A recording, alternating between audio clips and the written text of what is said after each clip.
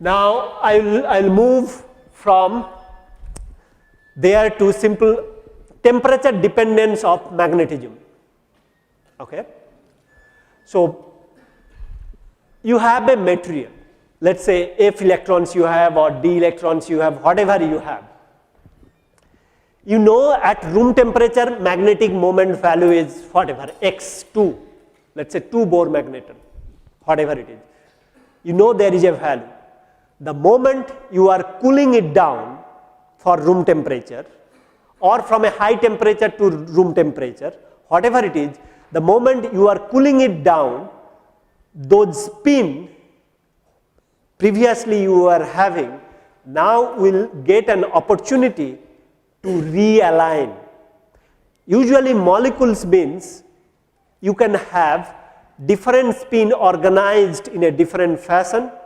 Let's say you have 10 different domain, 10 different metal centers. Those 10 different metal centers are having spin, one up, another down, another up, and so on. It's a mixture of up and down. Let's say it's a mixture of up and down. This is the particular temperature. Let's say this is room temperature or whatever temperature you want. Now you cool it down, you cool down the sample. What will happen?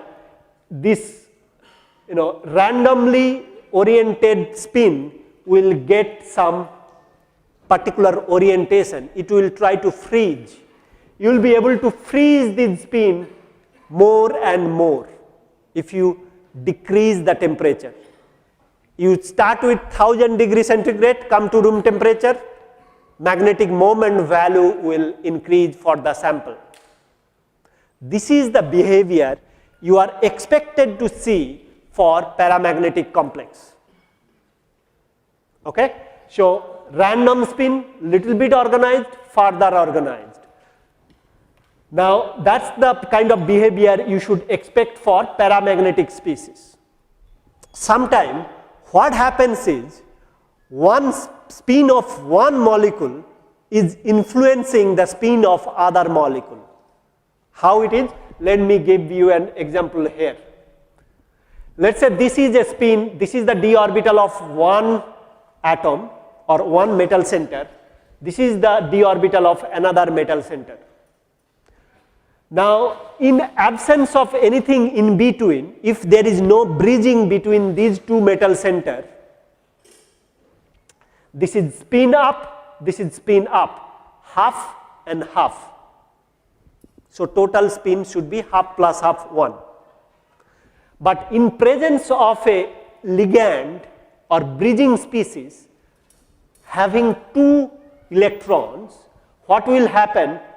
This ligand spin will be down, this is up, this is down, there is a bond formation. If this is down, this is going to be up. That will enforce this spin to be down.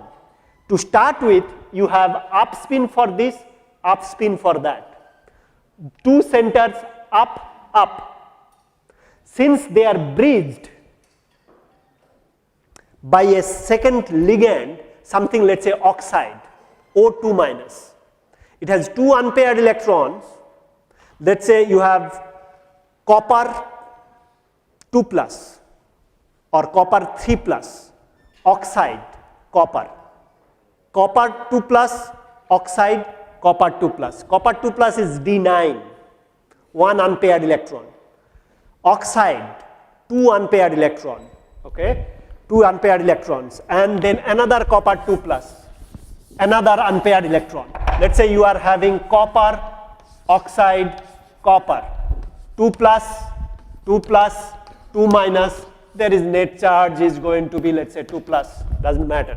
Now this is a D9 electronic configuration, this is a D9 electronic configuration, 1 spin up, 1 spin up, 1 unpaired electron, 1 unpaired electron. Oxide is having 2 unpaired electron. What it is making it, essentially since this is a coupled species, this spin or this copper is bonded with oxide, this oxide is also bonded with that, this will enforce this up spin to go down. So this is copper spin, this is your oxide one spin. That will mean that this will go up and this spin will go down. It is spin pairing. They will try to pair it up. So up, down, up, down. Overall, although it is a D9 electronic system, it was supposed to be paramagnetic. Unpaired electron means it is paramagnetic. Net effect is due to these exchange, it will become diamagnetic. Okay? So what I am trying to tell you is that knowing the whole thing is important. Just individual metal center is not good enough to tell the bulk properties of the compound or bulk properties of the material. You need to know what they are bound with, how they are bound with, are they communicating with each other. Okay? So it's a very interesting phenomenon. You can see the magnetic properties can be communicated. If it can be decreased, there is other orientation where it can be increased by having some interaction. So both decrease and increase is possible, right? So this is where what actually you see kind of this antiferromagnetic behavior. You see it is after certain temperature you can see the magnetic moment value is decreasing. So because they are interacting after that temperature, they are interacting with other molecule in a way that will cancelling some of the spin.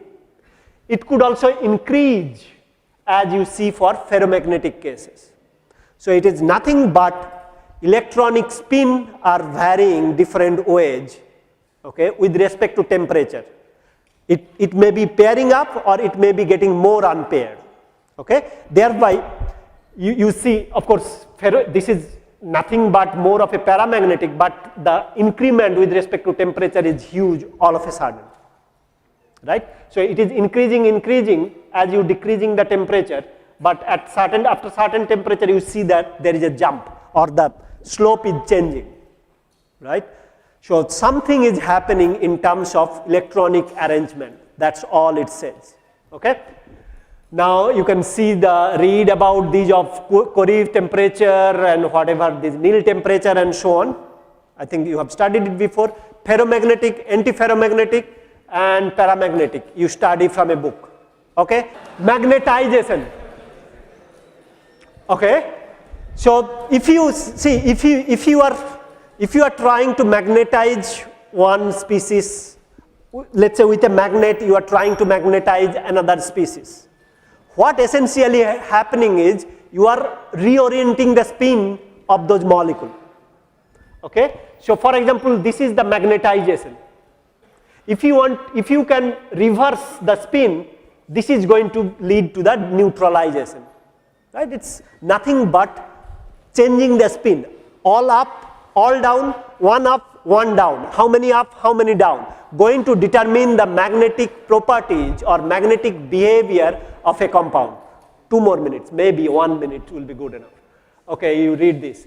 Okay, there is some material. Okay, for example, over here, if you are increasing the temperature or decreasing the temperature, you can understand how you can give low spin to high spin. You know that if you heat it up, for example, you can go from low spin to high spin. Spin will increase, right? So if that is happening, you are going to increase the magnetic moment, right? So you are increasing the temperature and at certain temperature high spin complex will be forming. From there low spin to high spin complex is formed.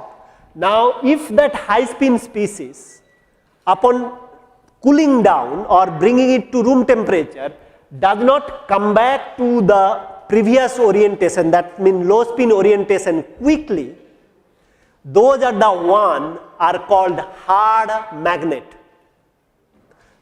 You can heat it, or you can change the external condition, you can keep it in a high spin state, and it can hold on to that magnetic behavior for some time.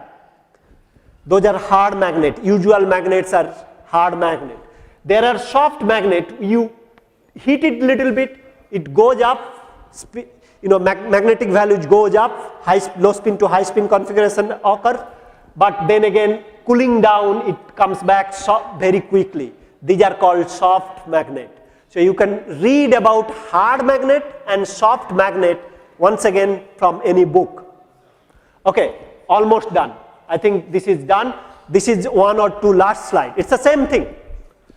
So we have learned so far hard magnet, soft magnet, antiferromagnetic, ferromagnetic, paramagnetic. Now if you have a cluster, for example manganese oxo cluster, manganese can have spin, oxo can also have spin, manganese 2 plus, let's say, oxide 2 minus, has unpaired electron. Overall you have lot of spin up, lot of spin down. Theoretically, then you have to do almost a calculation in computer to figure out the net magnetic moment of the species. All right, I think that's all for today.